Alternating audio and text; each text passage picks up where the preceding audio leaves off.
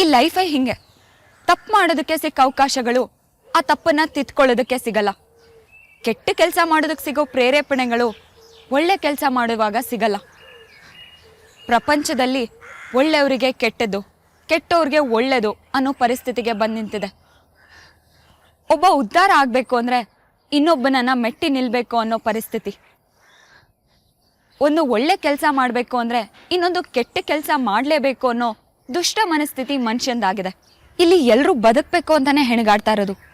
ಈ ಹೆಣಗಾಟದಲ್ಲಿ ಯಾವ್ದು ಸರಿ ಯಾವ್ದು ತಪ್ಪು ಅಂತ ಮರೆತು ನಾವು ಮಾಡಿದ್ದೇ ಸರಿ, ಹೋಗ್ತಾ ಇರೋದೇ ದಾರಿ ಅಂತ ಮುನ್ನುಗ್ದಾಗ ತಪ್ಪುಗಳು ನಡೆಯುತ್ತೆ, ಕೆಟ್ಟ ಕೆಟ್ಟ ಘಟನೆಗಳು ಸಂಭವಿಸ್ತವೆ. ಒಂದು ಮಾತು, ಎಲ್ಲರೂ ಒಳ್ಳೆಯವರಾಗೋದಕ್ಕೆ ಆಗದೆ ಇರ್ಬೋದು, ಆದರೆ ಎಲ್ಲರೂ ಒಳ್ಳೆಯದನ್ನೇ ಮಾಡ್ಬೋದು. ಈ ಕತೆ ನೋಡಿ, ಏನಾದರೂ ಒಂದು ಒಳ್ಳೆಯದನ್ನು ಕಲ್ತ್ಕೊಳ್ಳಿ.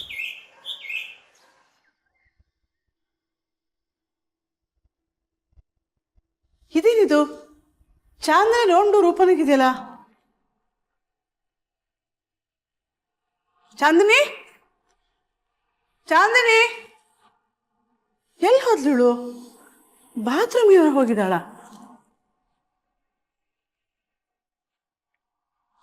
ಇಲ್ಲ ರೀ ರೀ ಏನೇ ಬೆಳಿಗ್ಗೆ ಬೆಳಿಗ್ಗೆ ನಿನ್ ಗೋಳು? ರೀ, ಚಾಂದಿನಿ ಎಲ್ಲೂ ಕಾಣಿಸ್ತಿಲ್ಲ ರೀ.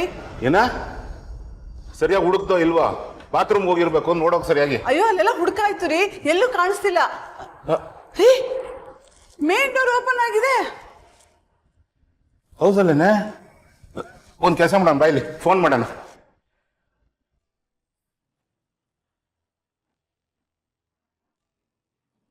The number you're calling is switched off. ಏನಾಯ್ತು? ಫೋನು ಸ್ವಿಚ್ ಆಫ್ ಬರ್ತಾ ಇದೆ. ಮಣಿ ವಿಷಯ ತಿಳಿಸ್ರಿ. ನೋಡು, ಅವ್ನಿಗೀಗ್ಲೇ ವಿಷಯ ತಿಳಿಸೋದ್ ಬೇಡ. ನೀನ್ ಸುಮ್ನೆ ಇರೋ. ಅವ್ನ್ಗೆ ಯಾಕೆ ಇವಾಗ ಟೆನ್ಷನ್ ಕೊಡ್ತೀಯಾ? ರೀ, ಚಾಂದನಿ ರೂಮ್ ಒಂದ್ಸಲ ಚೆಕ್ ಮಾಡೋಣ.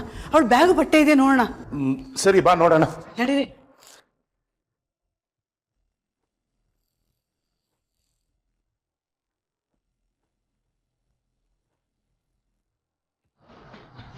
ನೋಡಿದ್ರಾ, ಎಲ್ಲ ಎತ್ಕೊಂಡು ಓಡ್ ಹೋಗಿದ್ದಾಳೆ. ನಮ್ ಕಣ್ಣಿಗೆ ಮಣ್ಣಚ್ಬಿಟ್ಲು. ಇನ್ ಮುಂದೆ ಎಲ್ರ ಜೊತೆಗೆ ನಾ ಹೇಗೆ ತಲೆ ಎತ್ಕೊಂಡು ಓಡಾಡೋದು? ನೋಡು, ಆಗಿದ್ದಾಗೋಗಿದೆ. ಈ ವಿಷಯ ಮನೆಯವ್ರಿಗೆ ಬಿಟ್ಟು ಬೇರೆ ಯಾರಿಗೂ ಗೊತ್ತಾಗ್ಬಾರ್ದು. ಸರಿ ರೀ.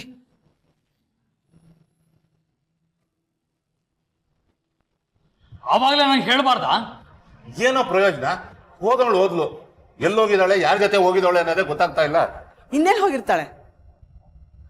ಯಾವನ್ ಜೊತೆನೂ ಓಡ್ ಹೋಗಿರ್ತಾಳೆ. ನೆನ್ನೆ ಶಾಂತ ಊರಿಗೆ ಹೋಗುವಾಗ ಅವಳ ಜೊತೆ ಹೋಗು ಅಂತ ಎಷ್ಟೇ ಬಲವಂತ ಮಾಡಿದ್ರು ಇಲ್ಲೇ ಉಳ್ಕೊಂಡಿದ್ಲು. ನೀನು ಸ್ವಲ್ಪ ಸುಮ್ಮನೆ ಇರೋ, ಅವಳು ಅಂತವಳಲ್ಲ. ಅಣ್ಣ, ನನಗೆ ಯಾಕೋ ಅದಕ್ಕೆ ಹೇಳ್ತಿರೋದು ನಿಜ ಅನಿಸ್ತಾ ಇದೆ. ಇತ್ತೀಚೆಗಳು ವರ್ತನೆ ವಿಚಿತ್ರವಾಗಿತ್ತು. ಯಾವುದಕ್ಕೂ ವಿಷಯ ನಮ್ಮಲ್ಲೇ ಇರ್ಲಿ, ಎಲ್ಲ ಕಡೆ ವಿಚಾರಿಸೋಣ. ಹೊರಗಡೆ ಗೊತ್ತಾದ್ರೆ ನಮ್ಮ ಮಾನ ಮರ್ಯಾದೆ ಎಲ್ಲ ಹರಾಜಾಗುತ್ತೆ. ಅದಕ್ಕೆ ಪೊಲೀಸು ಗಿಲೀಸು ಅಂತ ಹೋಗೋದು ಬೇಡ, ನಾವೇ ಹುಡ್ಕೋಣ. ಅವಳಿಗೆ ಫ್ರೆಂಡ್ಸ್ ಜೊತೆ ಟ್ರಿಪ್ ಹೋಗೋ ಶೋಕಿ ಜಾಸ್ತಿ. ಅವ್ರನ್ನೆಲ್ಲ ವಿಚಾರಿಸಿ ನೋಡೋಣ. ಮೊದಲು ನಮ್ಮ ರಿಲೇಟಿವ್ ಮನೆಯಲ್ಲೆಲ್ಲ ವಿಚಾರಿಸೋಣ. ಸರಿ ನೋಡು, ಯಾವುದೇ ಕಾರಣಕ್ಕೂ ನಿಮ್ಮ ಅಮ್ಮನಿಗೆ ವಿಷಯ ತಿಳಿಸ್ಬೇಡ. ಆಮೇಲೆ ಊರು ತುಂಬ ಡಂಗೂರ ಸಾರಿಸ್ಕೊಂಡ್ ಬಂದ್ಬಿಡ್ತಾರೆ. ಆಯ್ತು ರೀ, ನಂಗೂ ಗೊತ್ತಿದೆ. ಮಣಿ, ಬಂದೇ ಇರ. ಆಯ್ತು.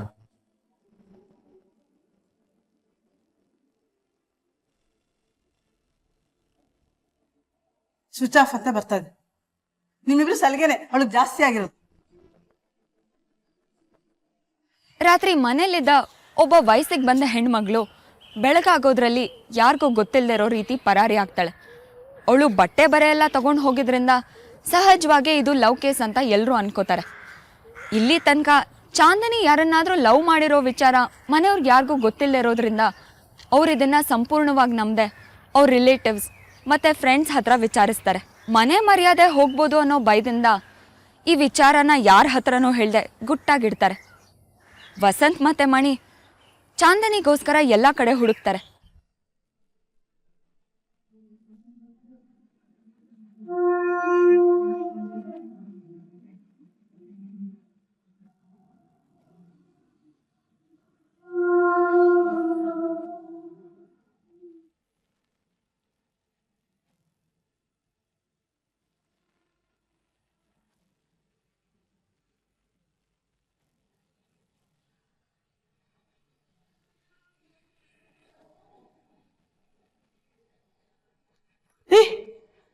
ಚಾಂದ್ರನ್ ಸಿಕ್ಕಲ್ಲ.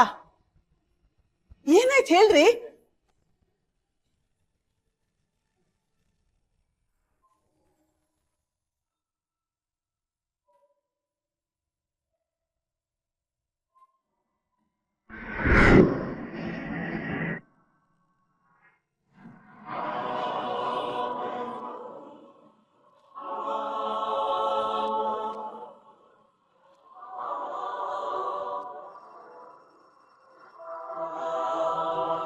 ಹಲೋ,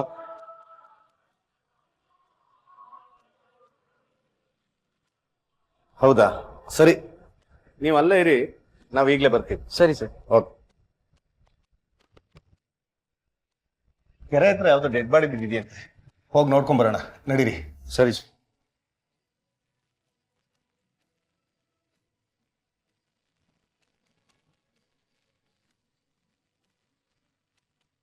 ಯಾರಪ್ಪ? ಸರ್, ನಾನು ಫೋನ್ ಮಾಡಿದ್ದು. ಹಾ ಸರ್, ನಾನೇ ಫೋನ್ ಮಾಡಿದ್ದೆ. ಎಲ್ಲಿ ಬಾಡಿ? ಅಲ್ಲಿ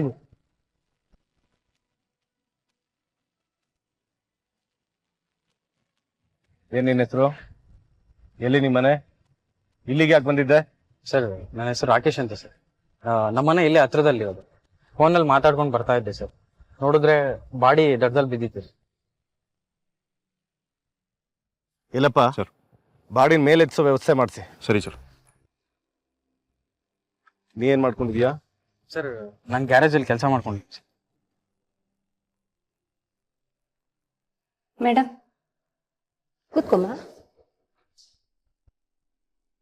ಹೇಳಿ. ಇನ್ಸ್ಪೆಕ್ಟರ್ ಇಲ್ವಾ? ಹೊರಗಡೆ ಹೋಗಿದ್ದಾರೆ. ಬರೋದು ಎಷ್ಟೊತ್ತಾಗುತ್ತೆ? ಹೇಳಕ್ಕಾಗಲ್ಲ. ಏನ್ ವಿಷಯ ಹೇಳಿ. ನಮ್ಮ ಯಜಮಾನ್ರು 1 ವಾರದಿಂದ ಕಾಣಿಸ್ತಾ ಇಲ್ಲ. ಕಂಪ್ಲೇಂಟ್ ಕೊಡ್ಬೇಕಾಗಿತ್ತು. ಸ್ವಲ್ಪ ಹೊತ್ತು ವೇಟ್ ಮಾಡಿ, ಬರ್ಬೋದು ಇನ್ನೇನು. ಸರಿ.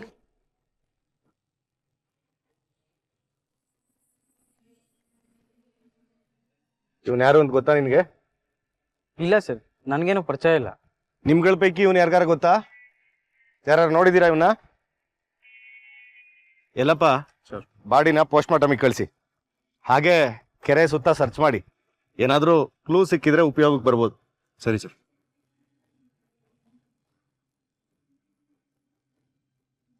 ನಿನ್ ನಂಬರ್ ಕೊಟ್ಟಿರು, ಏನಾದ್ರೂ ಇನ್ಫಾರ್ಮೇಶನ್ ಬೇಕಾದ್ರೆ ಫೋನ್ ಮಾಡ್ತೀವಿ. ಸರಿ ಸರ್.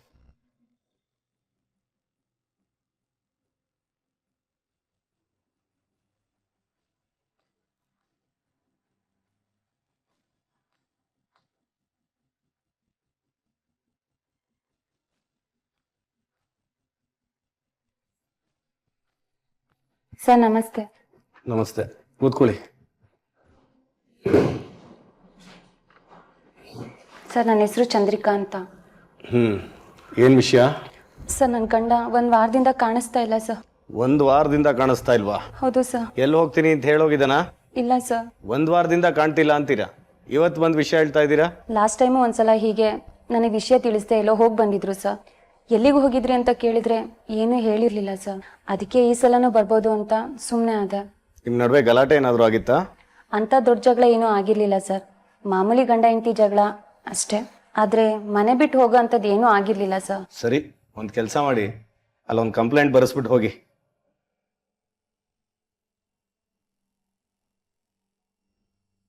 ಇದಕ್ಕೂ ಮೊದಲು ಶಂಕರ್ ಕೆಲ್ಸದ ಮೇಲೆ 1 ವಾರಗಟ್ಲೆ ಬೇರೆ ಊರಿಗೆ ಹೋಗಿ ಬರೋದು ಮಾಮೂಲಿ ಆಗಿರುತ್ತೆ.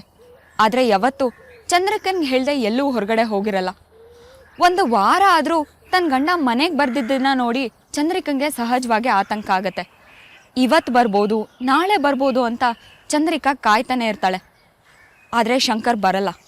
ಈ ವಿಚಾರನ ಅವ್ರ ಮಾವಂದರ ಬಳಿ ಹೇಳಿದಾಗ ಅವರು ಅವನನ್ನು ಹುಡ್ಕೋ ಪ್ರಯತ್ನ ಮಾಡ್ತಾರೆ. ಆದರೆ ಎಲ್ಲೂ ಸಿಗದೇ ಇದ್ದಾಗ ಪೊಲೀಸ್ ಮೊರೆ ಹೋಗ್ತಾರೆ. ಕಂಪ್ಲೇಂಟ್ ತಗೊಂಡು ಪೊಲೀಸರು ಮಾರನೇ ದಿನ ಚಂದ್ರಿಕಂಗೆ ಫೋನ್ ಮಾಡಿ ಅವಳನ್ನು ಬರೋದಕ್ಕೆ ಹೇಳ್ತಾರೆ. ಗೀತಾ, ಓಪನ್ ಮಾಡಿ.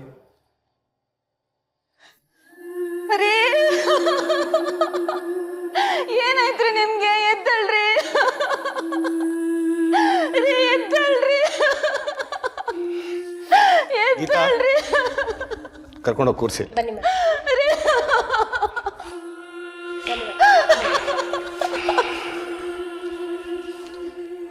ಎಲ್ಲಪ್ಪ, ಡಾಕ್ಟ್ರ್ ಏನು ಹೇಳಿದ್ರು? ಸರ್, ಕುತ್ತಿಗೆಗೆ ವೈರ್ ಸುತ್ತಿ ಉಸಿರುಗೊಟ್ಟು ಕೊಲೆ ಮಾಡಿದ್ದಾರೆ ಸರ್. ಹಾಗೆ ಕೊಲೆ ಮಾಡೋಕ್ಕೆ ಮುಂಚೆ ತುಂಬ ಹೊಡೆದಿದ್ದಾರಂತೆ. ಕೊಲೆ ಮಾಡಿ ಬಾಡಿನ ಹಾಗೆ ನೀರಲ್ಲಿ ಎಸ್ತೋಗಿದ್ದಾರೆ ಸರ್. ಕೊಲೆ ಮಾಡಿದ್ಮೇಲೆ ಬಾಡಿನ ಕೆರೆಗೆ ಎಸೆದ್ರೆ ಅದು ತೇಲುತ್ತೆ ಅಂತ ಎಂಥವ್ರಿಗೂ ಗೊತ್ತಿರುತ್ತೆ. ಆ ಥರ ಗೊತ್ತಿದ್ದು ಅವ್ರು ಕೆರೆಗೆ ಎಸ್ತಿದ್ದಾರೆ ಅಂದರೆ ಅವ್ರು ಪ್ರೊಫೆಷನಲ್ ಕಿಲ್ಲರ್ಸ್ ಅಲ್ಲ. ಅಥವಾ ಇದೇ ಸ್ಥಿತಿನಲ್ಲಿ ಬಾಡಿ ಸಿಗಲಿ ಅಂತ ಏನಾದರೂ ಕೆರೆಗೆ ಎಸ್ದು ಹೋಗಿರ್ಬೋದಾ? ಈಗೇನು ಗೆಸ್ ಮಾಡೋದು ಕಷ್ಟ ಸರ್. ಅವನ ಬ್ಯಾಕ್ಗ್ರೌಂಡ್ ಬಗ್ಗೆ ತಿಳ್ಕೊಂಡ್ರೆ ಏನಾದರೂ ಗೊತ್ತಾಗ್ಬೋದು ಸರ್. ಓಕೆ, ಅವ್ರು ತುಂಬ ಶಾಕ್ನಲ್ಲಿದ್ದಾರೆ. ಅವ್ರ ಕಡೆಯವ್ರನ್ನೆಲ್ಲ ಕರೆಸಿ ಬಾಡಿನ ಮನೆಗೆ ಕಳಿಸೋ ವ್ಯವಸ್ಥೆ ಮಾಡಿಸಿ. ಸರಿ ಸರ್.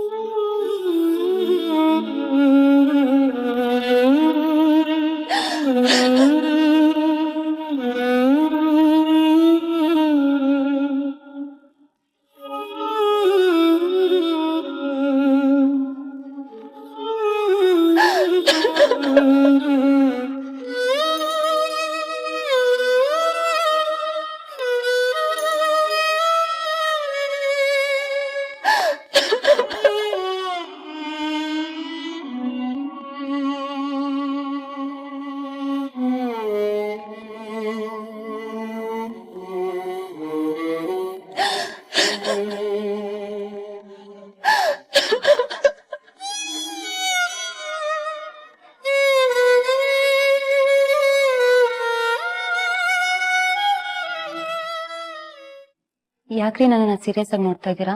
ನಿನ್ ಕಣ್ಣಲ್ಲಿ ನಾನ್ ಜೊತೆಗಿದ್ದೀನಿ ಅನ್ನೋ ಖುಷಿಗಿಂತ ಮಕ್ಳಾಗ್ದಿರೋ ನೋವೇ ಕಾಣಿಸ್ತಾ ಇದೆ.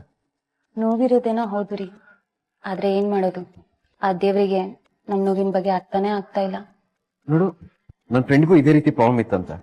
ಅಲ್ಲೆಲ್ಲ ಡಾಕ್ಟರ್ ಹತ್ರ ತೋರಿಸಿದ್ಮೇಲೆ ಎಲ್ಲ ಸಾಲ್ವ್ ಆಯ್ತಂತೆ. ಹೌದಾ? ಇಲ್ಲಿ ಅಂತ ತಿಳ್ಕೊಳ್ರಿ. ಆಯ್ತು, ನನ್ನ ಫ್ರೆಂಡ್ ಹತ್ರ ಎಲ್ಲ ತಿಳ್ಕೊಂತೀನಿ. ನೋಡು, ನಮ್ ಜೀವನದಲ್ಲೂ ಒಂದು ಪುಟ್ಟ ಪಾಪು ಬಂದೇ ಬರುತ್ತೆ, ಯೋಚನೆ ಮಾಡ್ಬೇಡ.